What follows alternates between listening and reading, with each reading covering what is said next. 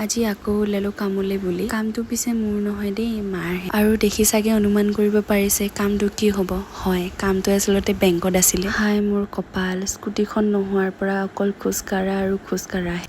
বলক যি কি নহওক, খোজকাঢ়ি গৈ পালো ফাইনেলি বেংক। আৰু দেখিছে নহয় ইমান মানুহ। আৰু এতিয়া ফৰ্মখন ফিল আপ কৰি ছাবমিট কৰাৰ কথাহে। এইটো কাম শেষ হ'ল বাৰু, পিছে কাম এতিয়াও শেষ হোৱা নাই। আৰু এটা কাম আছে, গৈ পালো এতিয়া পোষ্ট অফিচ। মানে পোষ্ট অফিচত এটা একাউণ্ট খুলিব লাগে মোৰ। একাউণ্টটো পিছে খোলা হ'ল বাৰু। এতিয়া ঘৰ যাম, কিন্তু ঘৰ যোৱাৰ আগত আৰু এটা সৰু কাম বাকী আছে। আৰু এইটো হৈছে বিজনীৰ বিখ্যাত লক্ষী মন্দিৰ। আৰু কামটো আছিল এনেকুৱা ধৰণৰ, যোৱাটো মাহত মানে আমি এখন বিহু কৰ্মশালা কৰিছিলো। তাতে ছাত্ৰ ছাত্ৰীখিনি ইমানে ভাল পালে যে আমাক এখন বিহুৰ কলাকেন্দ্ৰ খুলিবলৈ। আৰু এই স্থানটোৰ কাৰণে আচলতে আবেদন পত্ৰখন দিয়ে। এতিয়া ফাইনেলি যাম। দেখিছে নহয় স্কুল ছুটী। আৰু ঘৰ যাওঁতে এনেকুৱা কেইজনী লগ পালো চাওক।